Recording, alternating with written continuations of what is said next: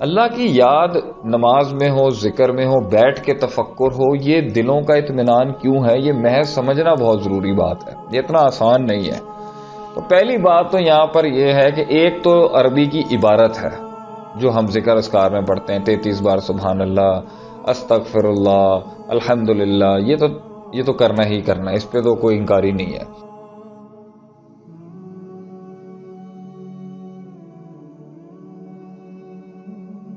بات ہے اس کا ایک طریقہ کار ہے، سمپل قرآن کی ایک آیت جس پر کوئی لمبی چوڑی بحث کرنے کی ضرورت نہیں ہے، وہ ہے الا بذکر اللہ تطمئن القلوب، کہ اللہ کی یاد کے ساتھ نہ دلوں کا اطمینان جڑا ہے۔ انسان کا جو سکون ہے وہ بذکر اللہ ہے، اللہ کے ذکر کے ساتھ ہے۔ لیکن اس کو ایکسپلین کرنے کی بہت ضرورت ہے، کیونکہ ڈزنٹ مین کہ آپ سبحان اللہ سبحان اللہ سبحان اللہ محض کرتے رہیں گے تو آپ کو اس طریقے سے سکون میسر ہوگا جب تک کہ آپ اس کی پیچھے کی روح کو نہیں جانتے ہوں گے کہ اللہ نے ہر بات کے اوپر مختلف قسم کی ایک سوچ اپنے ذکر میں کیوں نازل کی ہے۔ کیوں اللہ تعالیٰ کہتا ہے کہ جب آپ گھر سے باہر نکلیں تو آپ کہیں بسم اللہ توکلت علی اللہ لا حول ولا قوت الا باللہ العلی العظیم۔ کیوں اللہ کہتا ہے کہ جب آپ کپڑے پہنیں تو آپ کو یہ کہنا پڑتا ہے الحمدللہ الذی اطعمنی ھذا ثوبا اسألک من خیرہ وخیر ما صنع لہ واعوذ بک من شرہ وشر ما صنع لہ۔ کیوں یہ والا ذکر یہاں ہوا؟ اللہم انی اعوذ بک من الخبث والخبائث، بیت الخلاء میں یا واش روم میں جانے کے لیے یہ بات کیوں کہی گئی؟ کسی سواری پہ یا کسی سفر پہ جانے کے لیے سبحان الذی سخر لنا ھذا وما کنا لہ مقرنین کیوں کہا گیا؟ چھینک مارتے وقت الحمدللہ، جو سنے یہدیکم یرحمک اللہ، اور جو اس کو بھی سنے وہ کہے یہدیکم اللہ ویصلح بالک کیوں کہا گیا؟ کیوں جب کسی اچھی چیز کو دیکھا جائے تو سبحان اللہ کہا جائے؟ کیوں جب کسی نعمت کی اکاؤنٹ میں لیا جائے تو الحمدللہ کہا جائے؟ کیوں کوئی بہت بڑا معجزاتی کرشمہ دیکھا جائے تو اللہ اکبر کہا جائے؟ اللہ کی یاد نماز میں ہو، ذکر میں ہو، بیٹھ کے تفکر ہو، یہ دلوں کا اطمینان کیوں ہے، یہ محض سمجھنا بہت ضروری بات ہے، یہ اتنا آسان نہیں ہے۔ تو پہلی بات تو یہاں پر یہ ہے کہ ایک تو عربی کی عبارت ہے جو ہم ذکر اذکار میں پڑھتے ہیں 33 بار سبحان اللہ، استغفر اللہ، الحمدللہ، یہ تو کرنا ہی کرنا ہے، اس پہ تو کوئی انکاری نہیں ہے۔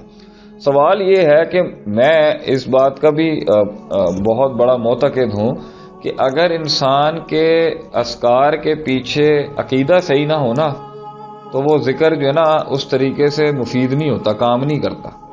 تو کتنے ہی لوگ ہیں جب وہ جنات کا مقابلہ کر رہے ہوتے ہیں کسی بندے کے ساتھ، تو جب بندے کے عقیدے کے اندر ہی آل از گڈ، جب بندے کے عقیدے کے اندر کمزوری ہوگی نا تو وہ جتنا بھی اس پر قرآن پڑھے گا تو اس قرآن کا اثر جس کو جن کا مسئلہ ہوتا ہے یا جس پہ جادو کا مسئلہ ہوتا ہے، تو یہ انسان کا عقیدہ بہت میٹر کرتا ہے کہ اس کی سوچ اللہ کے ساتھ جڑی ہوئی کتنی ہے، وہ اللہ کے ساتھ کتنا کنیکٹڈ ہے، اور اس کی یقین کی کیفیت کتنی ہے اور اس کی شک کی کیفیت کتنی۔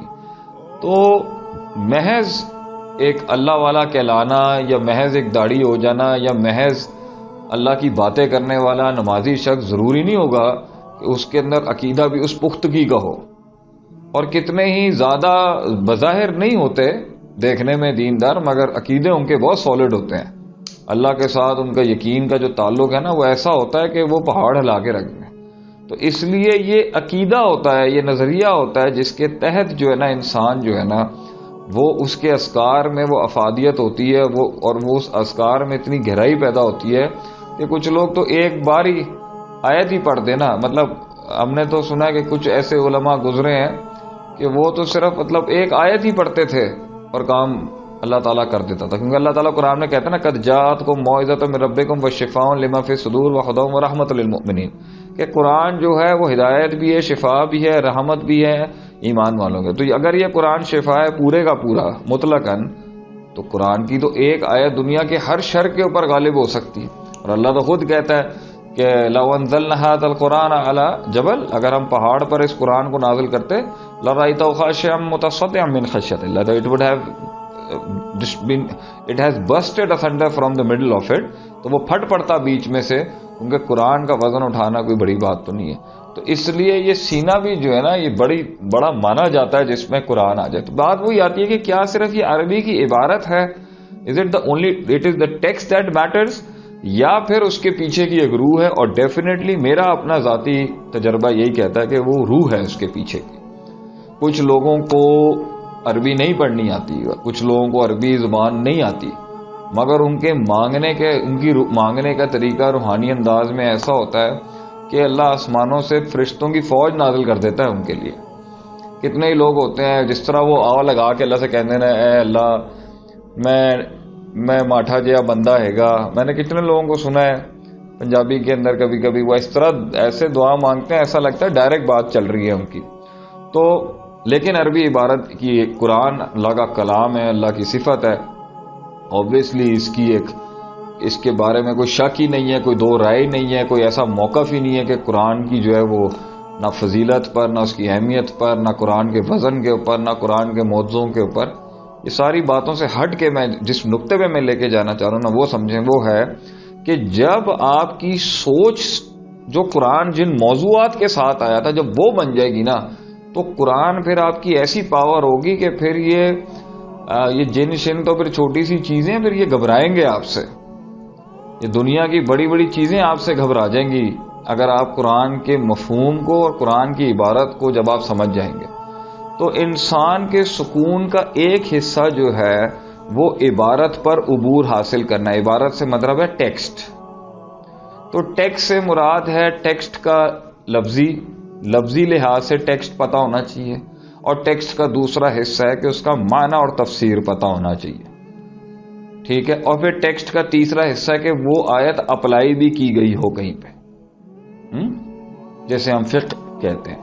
تو جتنا انسان قرآن اور حدیث کے ٹیکسٹ کے ساتھ جڑا ہوا ہوگا نا آپ دیکھیے گا اس کا مائنڈ سیٹ اتنا پاورفل ہوگا، اتنا سالڈ ہوگا کہ آپ سوچ نہیں سکتے. جب بھی اس کو کسی قسم کے کلیجے پہ میں نے ساری باتیں لکھی ہیں نا کہ ماضی کی غلطیوں میں مجھے اللہ نے معاف کر دیا، کیا مستقبل میں مجھ سے غلطیاں ہوں گی یا نہیں ہوں گی، مستقبل میں دشمنوں کا حال کیا ہوگا، مستقبل میں کیا میں امام بنوں گا یا غلام بنوں گا، مستقبل میں کیا میرے پر بیماری آئے گی نہیں آئے گی، کیا چوری ہوگی، ڈاکہ ڈکیتی ہوگی یا نہیں ہوگی، کیا مجھے اولاد ہوگی یا نہیں ہوگی، ترقی ملے گی یا نہیں ملے گی، نقصان ہوگا نہیں ہوگا. یہ وہ سارے سوال ہیں جو انسان کی قلبی روحانی کیفیت کو نہ ہلا دیتے ہیں.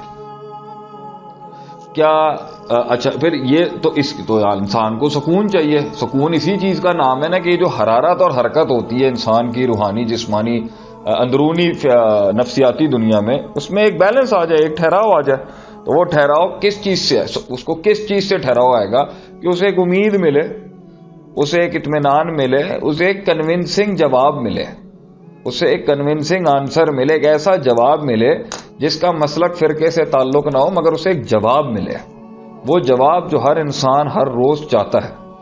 اچھا اگر آپ گولیاں کھا کے سو جائیں، وہ 10 ٹائپس آف میڈ مین میرا ایک بہت پرانا لیکچر تھا، بڑا کامیاب لیکچر تھا کہ لوگ کیسے حقیقت سے منہ موڑنے کے لیے کبھی شراب، کبھی نشے، کبھی فلانا، کبھی ڈمکان، کبھی پیشنزم، کبھی کمپیشنزم، مختلف ازمز میں چلے جاتے ہیں. لیکن یہ حل نہیں ہے سکون کا. This is not the solution. By the end of the day وہ نشے اتر جائیں گے، وہ جھوٹ کی چادروں نے نیچے آ جانا ہے. حقیقت سے بھاگ نہیں سکتے آپ. اور حقیقت ہے یہ کہ انک کادح الی ربک قدحا ولنبلونکم بشیء من الخوف والجوع ونقص من الاموال والانفس والثمرات. حقیقت یہ ہے کہ اللہ کہتا ہے میں بلائیں بھیجوں گا، ضرور بالضرور بھیجوں گا. لام تقید آگے نون ثقیلہ یا نون خفیفہ ملا کے اللہ نے کہا ہے میں ضرور بالضرور بلائیں بھیجوں گا. خوف، بھوک، موت، تباہیاں، بربادیاں، آبادیاں، یہ سب فتنے بن کے لائف میں آئیں گی. یہ دنیا جہاں انسان کے اوپر آزمائشیں، پرابلمز، بیماریاں یہ نہ ہے، یہ ہو نہیں سکتا. کچھ لوگوں کو بارے میں ایک زمانے میں سمجھتا تھا کہ بھئی میری لائف بہت ہی ٹف ہے، میں نے رستے جو چنے زندگی کے اندر وہ اچھے خاصے ٹف ہیں، مشکل ہیں، ہر وقت ہی ٹینشن، تکلیفیں وغیرہ. کاش میں سیٹل ہو جاؤں، کاش میں مائنڈ کو ایک جگہ پہ رکھ کے ریلیکس کر لوں. کچھ بڑے ہی عجیب بیوقوف لوگوں نے بھی مجھے ایک دفعہ کہا، احمق قسم کے وہ لوگ تھے، کہ آپ ڈیفائنڈ ہو جائیں ایک سائیڈ کے اوپر. کیونکہ وہ خود کمزور تھے، خود ضعیف تھے، اور خود ان میں اتنی ہمت نہیں تھی کہ وہ ساری فیلڈز کو لے کے چل سکتے. تو میرا بھی مائنڈ کہتا تھا میں ایک سائیڈ پہ لگ جاؤں، یا موٹیویشن کی سائیڈ پہ ہو جاؤں، یا پھر جو ہے نا یہ درس نظامی کی طرف ہو جاؤں, یا کارپوریٹ کی طرف ہو جاؤں, یا فلاں سیاست کی طرف ہو جاؤں, یا کاروبار میں تو یہ کیونکہ جب آپ اتنے ایریاز میں کام کر رہے ہوتے ہیں نا تو وہ چیزیں کھینچ رہی ہوتی ہیں آپ کو, اور اس سے آپ کے اندر جو ہے نا گرے ایریا جسے میں کہتا ہوں نا کہ گرے جو ہوتا ہے نا وہ بہت ڈسٹربنگ ہوتا ہے. تو اس کے لحاظ سے جو ہے انسان کے دل کے اوپر بہت حساب کتاب گزرتا ہے. تو میں ایک بارے میں سمجھتا تھا کہ بھائی شاید ساری تکلیفیں, ساری ٹینشنیں, یہ ساری مسائل ہم جیسے لوگوں کے لیے ہی ہوتی ہیں شاید, جن کا کام ہے لوگوں کی خدمت کرنا, قوم کو اجاگر کرنا, قوم کی خدمت کرنا. کبھی فنڈز کا مسئلہ, کبھی اس منصب پہ بیٹھ کے ایک آدھ غلط الفاظ نکل جائے تب ہمارے اوپر اتنی بڑی کیمپین چلا دیتا ہے کوئی, ویسے ہی اپنا کوئی باغی ہو جائے, کسی چیز سے ہو جائے, کسی بھی چیز سے ہو, ہزار قسم کے ٹینشن مسائل انسان کی لائف میں آتے ہیں. تو پھر بھی نہیں پتا. پھر یہ بھی ہوتا ہے کہ بھائی ریاکاری نہ ہو جائے اس فیلڈ کے اندر, کہیں کچھ کرنا پڑتا ہے تو کہیں اللہ ناراض نہ ہو جائے, کیونکہ مختلف پینترے استعمال کرنے پڑتے ہیں سسٹم میں کام کرنے کے لیے. تو میں یہی سوچتا تھا آئے دن یہ جو کام ہے نا, یہ آگ کا دریا جو ڈوب کے جانا ہے قوم کی خدمت کرنے والا. تو میں سوچتا تھا یار میں ایک چھوٹا سا اپنا نا سائڈ میں کر کے کام کر لوں, اتنا نیشنل انٹرنیشنل لیول پہ لے جانے کی ضرورت نہیں. تو میں نے دوسروں کی زندگی میں جب دیکھا نا تو میں نے دیکھا ہر انسان کی ازمائش اس کے لیول سے ہو رہی ہوتی. اگر مجھے, کیونکہ روز صحابہ کہتے تھے نا مجھے اتنا بخار روز کا ہو جائے, ہمیں اتنا بخار روز کا ہو جائے کہ ہماری نمازیں نہ چھوٹیں, لیکن وہ لانگ ٹرم بڑی مصیبتوں سے ان کی پناہ رہتی تھی. تو جو چھوٹی چھوٹی ٹینشن اور چھوٹے چھوٹے ہر وقت کا سٹریس یا ہر وقت کی پریشانی اس فیلڈ میں رہتی ہے, تو اس سے اللہ ایک طریقے سے ہمیں بہت بڑی تکلیفیں بھی آ جاتی ہیں. لیکن جب میں نے کسی کی لائف میں دیکھا کہ ابھی ایک گھر میں ایک بچی تھی, وہ جھولے پہ بیٹھی ہوئی تھی, میری فیملی میں ایک بچی تھی, تو وہ گری اور اس کا اپنا ویٹ ہی اس کرسی کے ساتھ اس کی ٹانگ پر آیا, اس کی 2 انگلیاں ٹوٹ گئی. اچھا کسی کے گھر میں بھی اللہ کی حفاظت سے, اللہ ہماری بھی حفاظت کرے, کسی کو کورونا ہو گیا ہے, کوئی ICU میں ایڈمٹ ہے, کچھ فلان ہے, کسی کے بچہ ہوا ہے, بچے کے بعد اس کا جو ہے ماں کا جو ہے وہ اس کو سسٹ ہو گئی ہے ایک جگہ کے پر, اس کے اپنے ایشوز چل پڑے. تو میں یہ دیکھتا ہوں کہ یار کہاں نہیں ہے ٹینشنز, کہاں نہیں ہے بیماریاں, کہاں نہیں ہے پریشانیاں, کہاں تنگیاں نہیں ہیں. ابھی ایک شخص ہے وہ ہمارے خاندان میں فوت ہو گیا صرف پیسوں کی ٹینشن کی وجہ سے, اس پہ قرض بہت چڑھ چکا تھا مگر لوگوں کو بول نہیں سکتا تھا, اور یہ کووڈ-19 نے بہت سے لوگوں کے شاید گھر بھی اجاڑ دیے ہوں گے. تو ان سارے حالات کے اندر بھائی سکون جو ہے وہ کیا چیز ہوتی ہے؟ سکون یہ چیز ہوتی ہے جو میں نے آپ کو بتایا نا کہ بھائی سب سے بڑی بات یہ ہے کہ ایک تو عبارتاً ٹیکسٹ وائز, اور دوسرا روحانی لحاظ سے جو اس کی تفسیر اور اس کا معنی جو انسان کے سینے میں اترتا ہے نا کہ اللہ ہے.